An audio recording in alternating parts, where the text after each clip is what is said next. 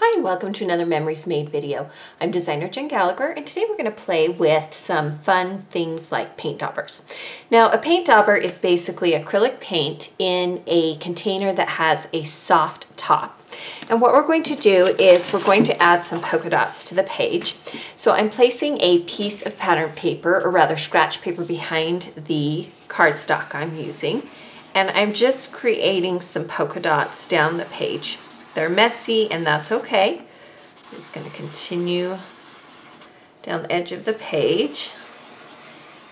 Trending right now are a lot of artistic, stylized kind of projects, and so I'm not much of an artist, but I do love to play with different mediums, and so today I thought it would be fun to show you how you can incorporate a paint dauber. Now a lot of different manufacturers make these. You can also just use some gelatos and just color them in as you'd like. Again, they're dry fairly quickly, but do give it some time to fully dry. So I'm going to go ahead and do that, and then we'll finish creating the layout. Now that the page is dried, let's take some sheets of 6x6 pattern paper and let's create a little bit of a collage. Now I do lots of layering. This is a great way to use up some of those pattern papers that you already have on hand. I'm just going to start by creating just kind of a cluster here. And it doesn't really matter how you place them on the page. It's just so that you get a feel and you get a look that you like. You can see I'm just placing them kind of all over the page, and I think I want a little bit of orange showing through. So there are 4 sheets of pattern paper under here, and some tilt, some are straight, lots of different options there. And then on the top here, I'm going to place a wood grain. Now I do want my photo to be straight, so I want to make sure that this border at the top is the same across the whole way. So that's something to think about. Then to the side, I'm going to take another sheet of 6x6 pattern paper. And these are my beloved Provocraft scissors. They don't make these anymore. I really would like to find these large scallops in a punch if I could. If you do know of a scallop punch that is larger like this, please point me to it, because I'm always worried about losing these scissors, and you've seen me use them a lot. So to the right of this 6x6 pattern paper, we're going to add that pink polka dot scallop. And then once that is mounted on, we can adhere this to our page. Again, we want to make sure that at least this particular piece of pattern paper is straight on. And then just below that, again, more 6x6 pattern paper. This is a great excuse for me to use up those paper pads that I have everywhere. And if you have them, go ahead and use them up. And if you don't, but you like the look of this layout, then one thing that you can do is you can take your larger paper, go through the scraps that you already have on hand, and just start layering. It doesn't even have to be cut evenly, just start layering until you get a feel, and then you can adhere them when you've got the pattern that you like, or the layering that you like. Across the middle here, I'm going to take some jelly bean soup pattern paper, and this is not a 12x12 pattern, or rather a 6x6, it is a 12x12.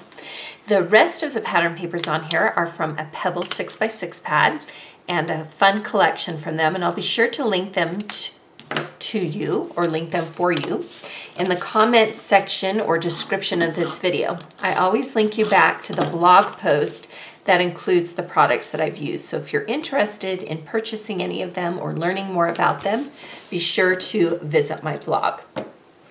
Then let's add some washi tape. We're going to add some gray diagonal stripe to this green border. And then on top of that, this is some Doodle Bug. It's a gorgeous green. We'll add that as well. And that kind of brings that lighter green back in.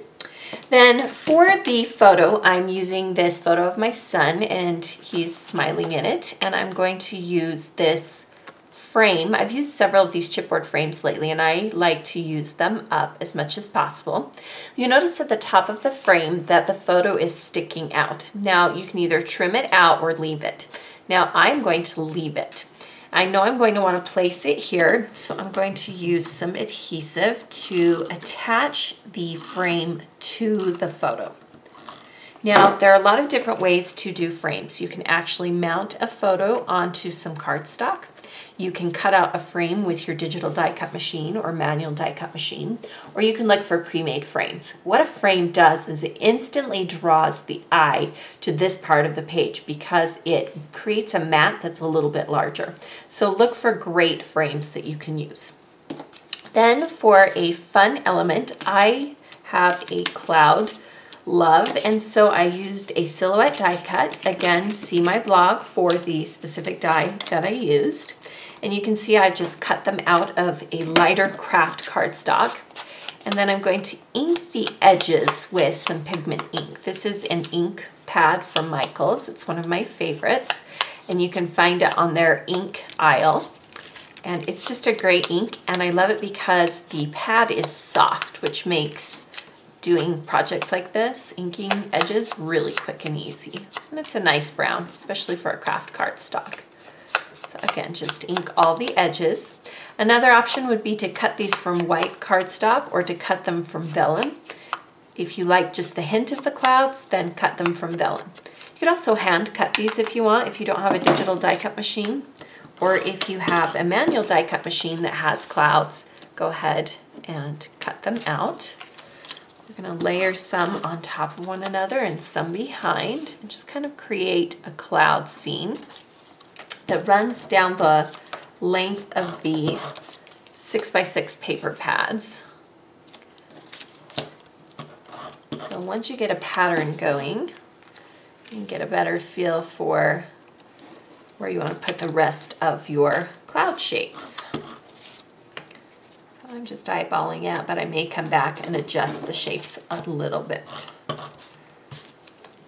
So we're just creating kind of this cloud on the side. So the blue can represent sunshine if you use jello or raindrops, or it can just be any kind of element on your page. To adhere the frame to the wood grain, I do suggest that you use a strong adhesive like glue dots. And I simply take a glue dot on each corner of the frame. Or if you have a strong adhesive that you like to use, you can use that as well. And again, I want my frame and my wood grain paper to be straight on the page. Behind the photo, I'm going to take some of these tidbits that I've bought from American Crafts, or rather October Afternoon, and you'll see that I've used them several times on my pages. And I like to keep them out where I can see them so I don't forget to use them up. You'll notice that because I already placed the frame on the page that I had to cut off part of the die cut. You can use this for later. I'm simply going to discard it. Then I'm going to use this date and location in red. And I love that the colors that appear down in this Hello pattern paper worked with these particular die cuts that I bought. And finally, I have an ampersand. There's no significance to this particular shape. I just wanted to use it on my page because it was yellow. Then for the title, I again used my silhouette die cut machine, and I cut a title that says, "You Are My Happy Place." I'm going to bring in that scratch paper again so that I can run adhesive on the back of that die and not worry about getting it on my page. If you have a Xyron adhesive machine, this is a great die to run it through, but you would need one of the larger machines. This die is currently too large. It is about 4 inches tall. Now in the center of the die, I don't know if you can see on camera, but there's a little bit of adhesive, and I don't like adhesive showing on the front. So I'll use my fingernails and kind of peel it towards the back. And then we're going to overlap or butt up right against the frame. So it says, "You Are My Happy Place." So we've created this fun cluster. Now a lot of the weight of the page, meaning a lot is going on at the top of the page, so we need to bring in some weight down here at the bottom. So we're going to take some of these die cuts, again tidbits from October Afternoon, as well as a flare badge that says "Right Now" from Gossamer Blue. And if you've watched the last few videos, you'll notice that I'm using some of the same products, or rather products from the same packages, again and again. And I like to keep them on my desk for a little while, and then I'll recycle them out and use them somewhere else. Now for the journaling, I have typed it on some craft cardstock, and you'll notice that it is slightly darker than the craft cardstock up there, and that's okay. I'm going to cut it off, and then I'm going to cut it in a pennant before mounting it on my page. And let's go ahead and ink the edges just like we did with the cloud. I tend to like to do the same technique more than once on a page. So if I inked the clouds, I want to ink the journaling, especially since the journaling is also printed on craft cardstock. When I come to the corners of an object, I bring the ink pad just in a little bit more on the die cut or cut edge. That gives it a little bit more shadowy. I'm going to place this down here at the bottom. And I'm using some Thermoweb glue runners on this particular page, and I want to thank them for sending me that wonderful adhesive. Now you'll notice that I have some yellow elements that create a visual triangle, but I want to bring some yellow down here.